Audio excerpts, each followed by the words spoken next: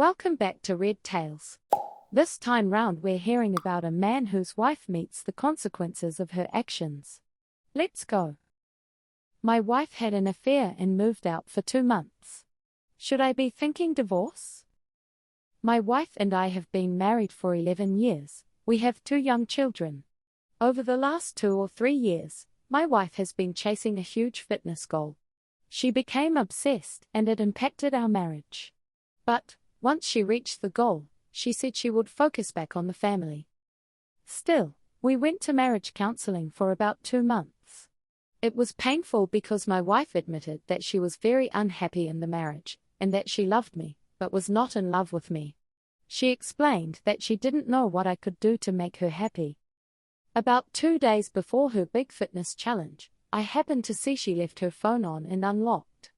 I took a peek at her texts, which I hardly ever do, and I saw a flurry of texts from my wife to her personal trainer, a tall, muscle-bound dude. She said she effing loved him. She said only he made her happy. And she said she would leave me. He responded by saying he didn't want to go down that rabbit hole again. I confronted my wife, and she admitted that she had slept with him 4 times about 4 months earlier, and, by the way, prior to marriage counseling, although this never came out in counseling.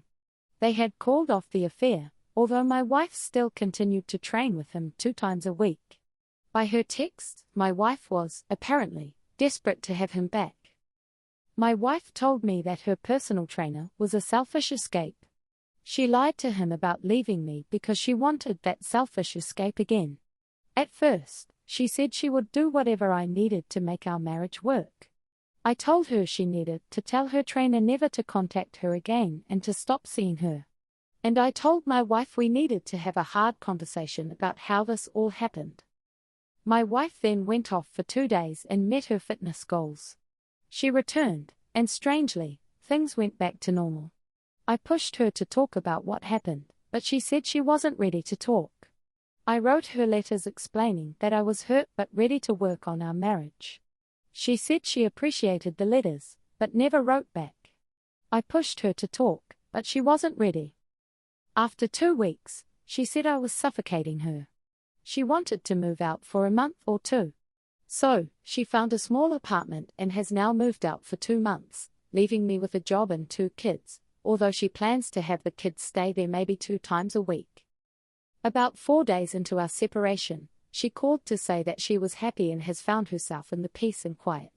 She then said that when she moves back in 2 months, she will need to make sure she can regularly take a day or 2 away to make sure she doesn't lose herself.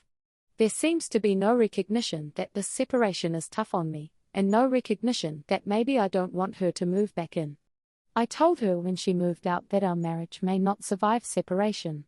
I told her that she needed to work on our marriage and not move out. But she told me that she needed time to think.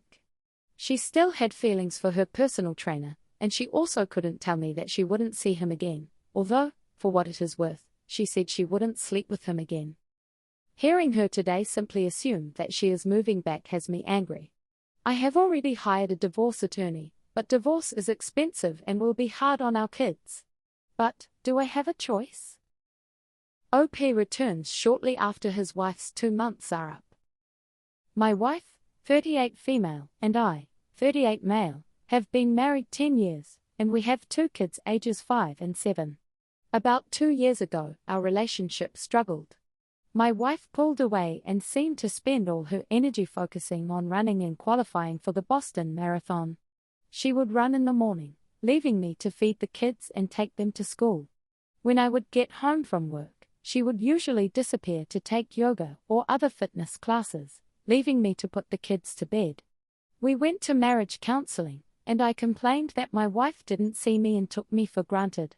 At counseling, my wife explained that she loved me, but wasn't in love with me. She needed space and felt suffocated. She also complained that I didn't make her feel special. Shortly before her big marathon, I discovered texts between her and her trainer. She told him, by text, that she loved him and that he was the only person who made her happy. She also said that she was leaving me and the kids for him. I confronted my wife about the text, and she admitted to an affair with her trainer. The affair had recently ended, although she still trained with him, and her texts were an attempt to restart the affair. She said she lied to him about leaving me and that she was just really nervous about the upcoming big race. Her personal trainer was just a selfish escape and nothing more. She also didn't bring up the affair during our 3 months of counseling, and, in fact, there was some overlap of the affair and marriage counseling. I attempted to talk to my wife about what happened and how we might repair our marriage. I was ready to roll up my sleeves and do the hard work to see if our marriage could be saved. After several weeks, my wife announced that she felt suffocated and needed to move out for 2 months to clear her head. She would listen to me, but she was never able to tell me why she had the affair, or really to talk about it at all. My wife moved out, leaving me mostly with the kids, and according to a mutual friend struggled to decide whether she wanted to be with me or with her trainer. She would, without telling me, meet the trainer for coffee and would still train with him but, so she says, didn't sleep with him. When I discovered she was still talking with her trainer, I became upset, but she described it as a good thing. She learned that he really isn't that special of a person. After 2 months, my wife said she was ready to move back in. I said I wasn't ready and said that I thought divorce was more appropriate. My wife would simply tell me that divorce wasn't on the table for her. She wanted to move back in and would wait until I was ready. I would ask her what changed, and she simply said she was stronger now. I finally told her that I was proceeding with divorce, and I subsequently filed for divorce. She has since come completely unglued. She admits that she wanted a divorce before, but now she claims she's ready to do whatever to work on our marriage. Unfortunately, I was ready to work on our marriage, but it all just now seems like too much to get over. My wife has now enlisted multiple mutual friends and her family, many who don't know about the affair, to perpetually lobby me to try marriage counseling. My wife is also now telling our kids that I kicked her out and won't let her come home. She moved out, even though I told her not to. My kids are now also pushing me to let mummy move back in. It is exhausting. My wife, who is not employed, is terrified of single life.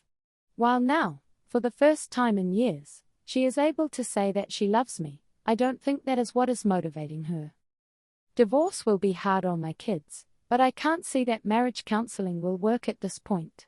My wife has always seemed to focus on herself, and I don't see that changing. Thoughts? That's the last we hear from OP. Hopefully he was able to separate from that selfish woman. She had no care for what she was putting her husband or kids through. She had her fun and lived her little fantasy.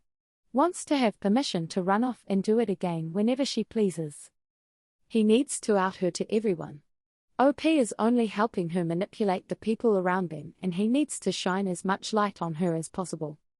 She has shown she will use their children as a weapon against him even if it hurts them.